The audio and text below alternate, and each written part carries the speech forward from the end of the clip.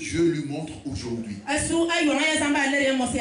Bien aimé, lorsque nous venons à Dieu, c'est qu'il a un projet pour notre vie. Et il nous appelle automatiquement pour un lieu. Et Dieu, dans son amour, trace un plan pour ta vie. Le plus important est que tu demeures dans sa volonté. Parce que lorsqu'il t'appelle, il pose des fondements et des fondations dans ta vie et dans ton avenir. Bien aimé, on ne peut pas construire un édifice sans poser des fondations. Donc comprends, lorsque tu viens au Seigneur Jésus-Christ, l'Éternel pose en toi des fondements. Il pose en toi des fondations pour la vie et pour la bénédiction. Dieu dit à Abraham qu'il fera de lui une grande nation. Ce qui sous-tend qu'en chaque enfant de Dieu, il y a une nation. Il y a une grande nation. C'est pour cela que nous devons marcher dans la sanctification. Pour notre descendance. Vous connaissez l'histoire d'Abraham. Il a eu un seul enfant avec Sarah. Mais de cet enfant, il y a eu Jacob.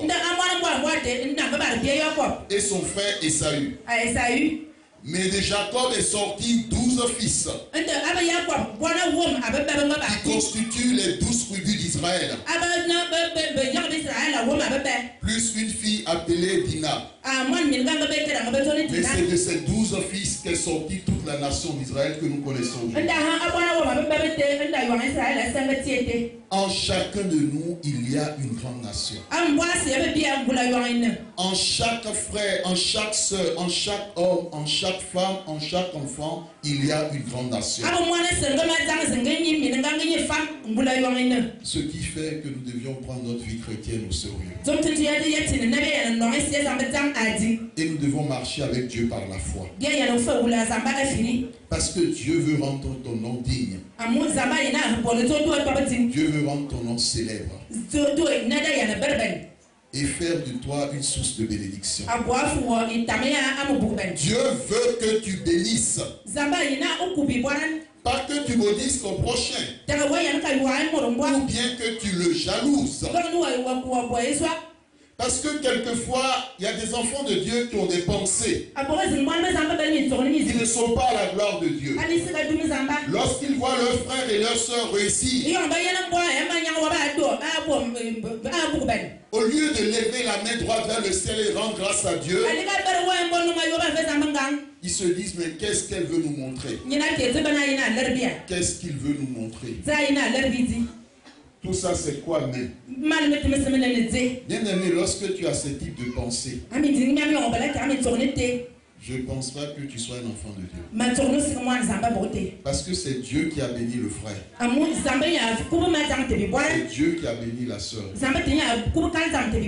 C'est ton Dieu qui les a bénis. C'est ton Père qui les a bénis. Il te revient alors de remercier le Seigneur.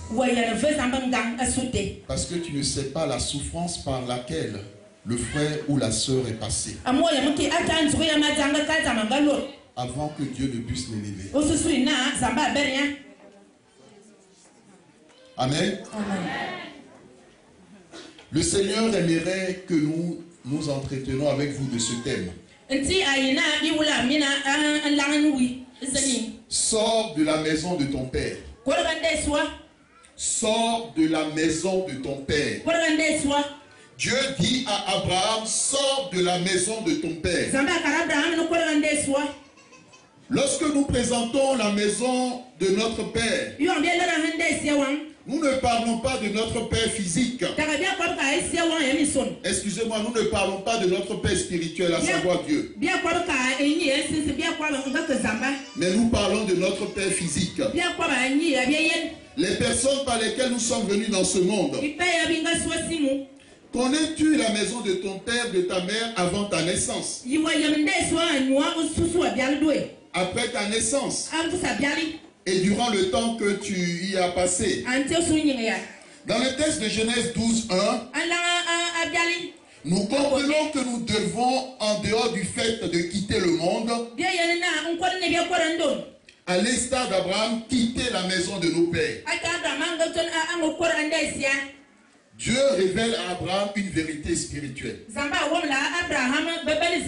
Et ce matin, il te révèle cette vérité aussi et t'ordonne de quitter, de te libérer de ta patrie et de la maison de ton père.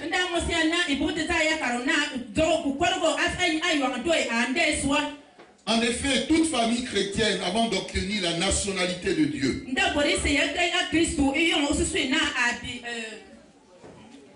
la nationalité ou la citoyenneté de Dieu, je dirais l'identité du royaume de Dieu. Donc avant que nous soyons citoyens célestes, nous avons tous auparavant une identité. Nous appartenons à une famille avant d'être membres de la famille de Dieu. Nous avons des noms spirituels qui déterminaient notre vie et notre avenir.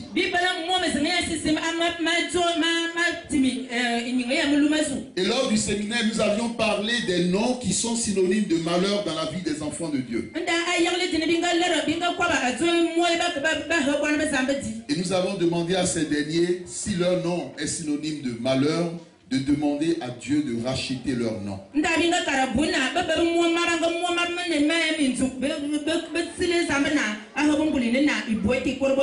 Qu'ils essayent d'en savoir le sens des noms de famille qu'ils portent. Le sens des prénoms. Il n'est pas possible qu'un enfant de Dieu donne à son enfant Judas ou le nom de Judas. Parce que la Bible dit que cette personne est maudite pour toujours. Amen. Amen. Bien-aimé, l'apôtre Paul, avant qu'il ne puisse entrer dans la ville d'Éphèse,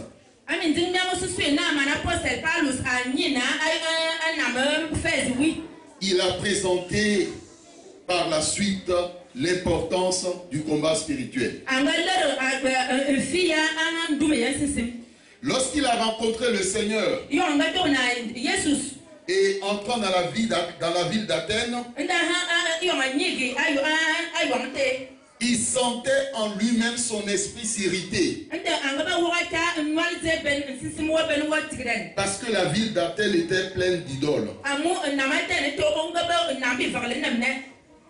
Lisons Acte 17, verset 16 et verset 29. Acte des Apôtres, chapitre 17, versets 16 et 29.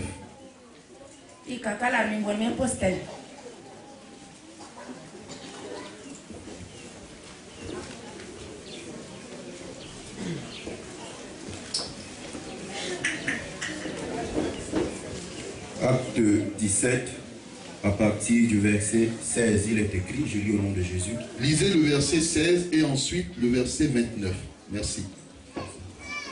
Comme Paul les attendait à Athènes, il sentait au-dessus de lui son esprit s'irriter à la vue de cette ville pleine d'idoles. Au verset 29, il est écrit, ainsi donc, étant de la race de Dieu, nous ne devons pas croire que la divinité soit semblable à de l'or, à de l'argent ou à de la pierre, sculptée par l'art et l'industrie de l'homme. Amen. Amen. Bien-aimés, dans chaque contrée, rue, l'apôtre Paul ne rencontrait que des idoles à Athènes. Comprenons que tout pays, toute patrie et toute famille, avant la réception de l'évangile, s'est tourné vers les idoles. tes ancêtres se sont tournés vers les idoles. Et certaines personnes plus récentes, leurs grands-parents se sont tournés vers les idoles. Parce qu'ils recherchaient la protection.